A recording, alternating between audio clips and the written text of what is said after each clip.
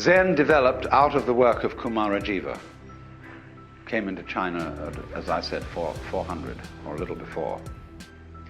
He had two disciples who began to work on Buddhism from a Taoist point of view, and they were actually the originators of Zen.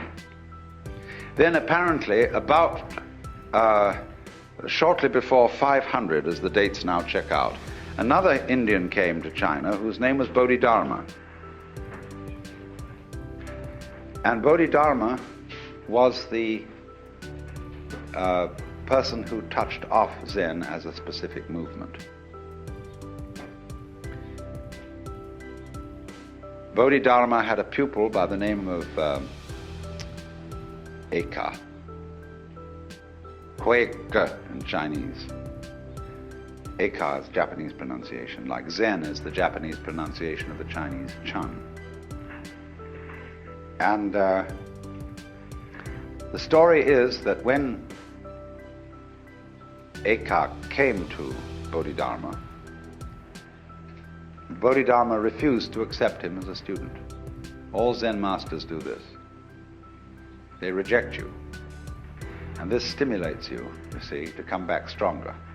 If you're going to learn at all. And Eka came back stronger and stronger and stronger, and Bodhidharma resisted him stronger and stronger, and finally he cut off his left arm and presented it to Bodhidharma.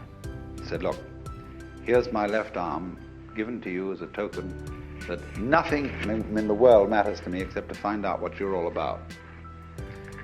All right, he said, what do you want to know? Eka said, I have no peace of mind. Please pacify my mind. In Chinese, mind is this word pronounced shin. And shin is here. Shin is the heart mind. It's the psychic center. And so Bodhidharma said, bring out your shin here before me and I will pacify it. Eka said, when I look for it, I can't find it. Bodhidharma said, then it's pacified. And Eka immediately understood what all the thing was about. That's the experience called Satori in Japanese, Wu in Chinese, Mandarin, and in the Cantonese dialect,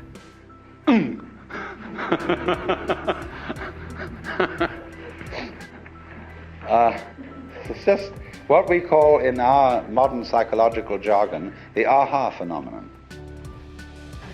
The aha phenomenon. Aha! Now I see.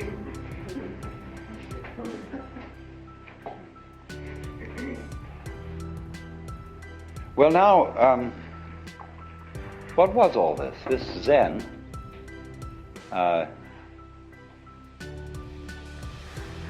which in Chinese is this character.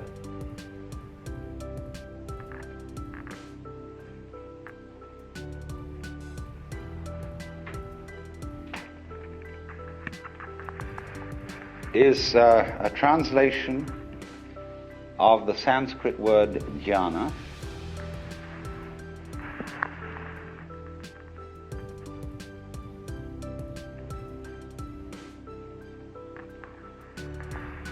and so this is being pronounced Chan in Chinese and Zen in Japanese.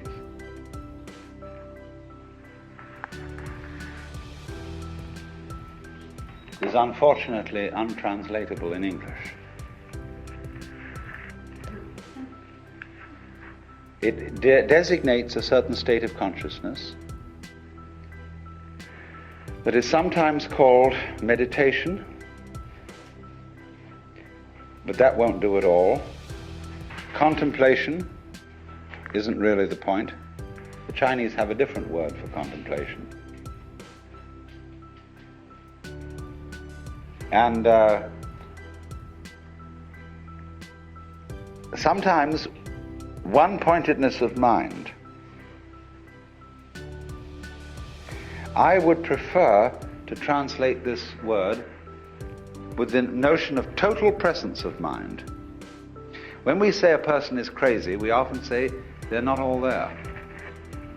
Now go to the opposite of that and visualize a person who is completely there, or who is completely here. A person who lives totally and absolutely now. That doesn't mean he's incapable of thinking about the past or the future, because thoughts about the past and about the future are included in the present. You have them now. But imagine the kind of person who is not distracted, who when he talks to you, it really gives you his whole being, who doesn't, as it were, look over your shoulder and wander off to something else. Somebody who, first of all, he's completely here, and he's so much here that you can't phase him. Now this idea of phasing is crucial in Zen. You see, I referred a moment ago to attachment, that Buddhism is living free from attachments. And I made the point that this is not abandoning a sense of a good appetite for dinner, but it's stopping sticking. In psychological jargon, you don't block. A mind of no hesitation, it's sometimes called. In Chinese, the phrase mo zhi chu is used, of going straight ahead. So supposing somebody walks up to you on the street and says, "Are you saved?" Now, most of us who are intelligent people feel embarrassed by such a question. You know, what's this wretched Salvation Army person or Jehovah's Witness doing asking me whether I'm saved or not? And we're all a little bit, you know, what do you do with a nut like that? So, but as in Zen, this is a perfect moment to respond, see? To the most embarrassing question, are you saved? But Zen comes back in a very funny way. In Zen, one doesn't give philosophical answers to a question like that. You give practical answers. I had a boiled egg this morning.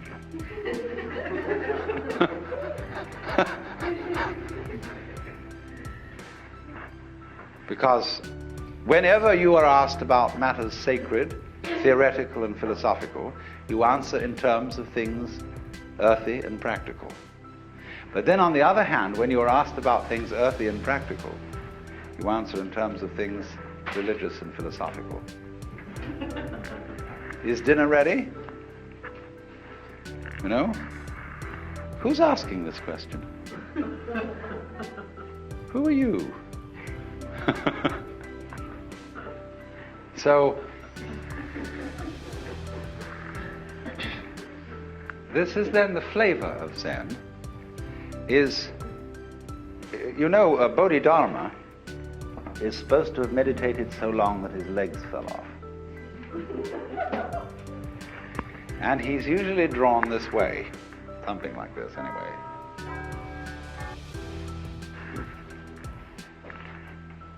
It looks like a shmoo. But in Japan, you buy these toys that are darumas, and they are so weighted in here that you can never knock them over. You can bat it on the floor, bat it this way, bat it that way, but it always comes up again. And so the poem says, 7 times down, 8 times up, such is life. So this is the principle of not being phased, not being attached. So to play the game, you can't phase me. Now, this is very important in the art of lifemanship, fundamental gamesmanship. Because you see, when the Zen monks moved into Kyoto, they took over the best part of town. Simply fantastic how this happened. The beautiful hills that I was talking about this morning were occupied by the brigands, who later became the Japanese nobility. The great daimyos, these were the toughest characters. And the Zen monks played a game with them. which was that, you possess all these lands and you're powerful and so on, but so what? It's all falling apart. Then what will you do? Well, they said, that's too bad, we don't know. And the Zen monk said, you haven't got the hang of the thing, you see. So they found that they couldn't terrify Zen monks. That they played all sorts of tricks, but the Zen monks were better masters at it. See, supposing you say to somebody, look, I'm not afraid of you. You can do anything you like. You can kill me or anything at all. Well, if I go and kill the fellow who says this, I'll never find out whether he was afraid or not.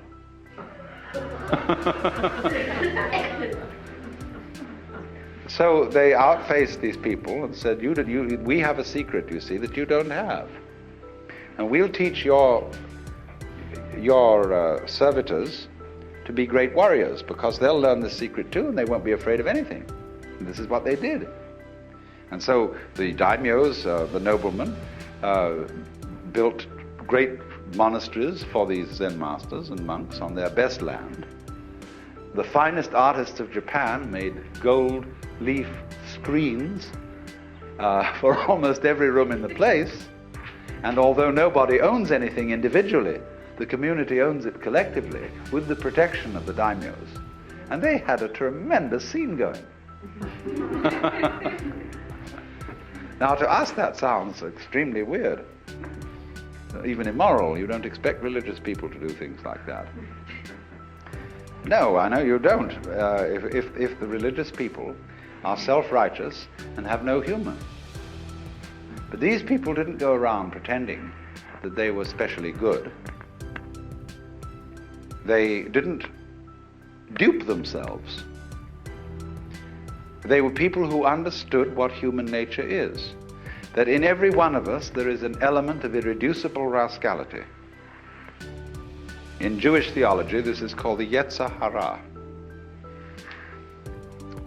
Y-E-Z-E-R-H-A-R-A. The Yetzer Hara. The element of irreducible rascality, which was created by God, because God has one too. And that's why when you are really affectionate with somebody else, when, for example, men, I don't know what women do in their private lives between each other, but men, as we all know, say to someone they're very fond of, why, you old bastard. You know? Just like that, there's a certain way of saying to a person, there's a certain glint of recognition. And so there's a Zen poem which says, when two Zen masters meet each other on the road, they need no introduction. When a thief meets a thief, they recognize each other instantly.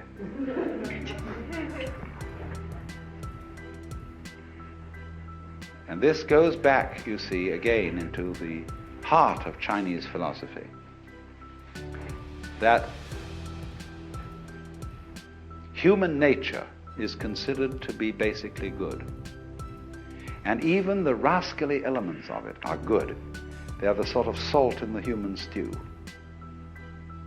There has to be this little thing that human passions and that the natural contentiousness and greed or whatever that we have is an essential element in our makeup.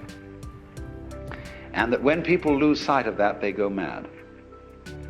Nothing, for example, is more dangerous than a saint. That is to say, an unconscious saint who thinks that he is right and who endeavors to live an absolutely pure life and to eliminate all selfish thoughts. Somebody who undertakes that task is going to be a menace to all around because he loses his humor. He loses his real humility, which is knowing that after all, since we're humans, we have certain needs. We need to eat, we need sex, we need this, that, and the other. And this sort of has a quality of humor to it. And so this is why in Zen art, the sages are always drawn to look a little bit like bums. You know that Putai, or Hote as he's called, what's called the laughing Buddha, the fat Buddha with an immense belly. and carrying around an enormous bag of rubbish, into which he indiscriminately puts anything he finds around and then gives it away to children. This is the sort of type which the Chinese call the old rogue. And the old rogue, as a type of this poet, sage, monk, and scholar, you see, is greatly admired. He's the non-violent brigand, the rolling stone, the free man, or in our words, the joker. The joker, you see, is the card that can play any role in the pack. So then, Zen developed in China after Bodhidharma's time and came to a sort of golden age in the Tang and Sung dynasties. The golden age of Zen lies between 713 AD and approximately 1100, 1200, 11 to 1200. That's the great creative period in which all the marvelous masters emerged and during which Zen exercised a profound influence on the development of Chinese poetry and painting, calligraphy and scholarship. Then, between 11 and 1200, it shifted to Japan and underwent a new development, rather different in quality and in tone. And after it had done that for some curious reason, which is a very complicated historical question, it slowly faded away in China, so that as we find it today, it is principally a Japanese phenomenon, and it is slowly fading in Japan and slowly growing in the West.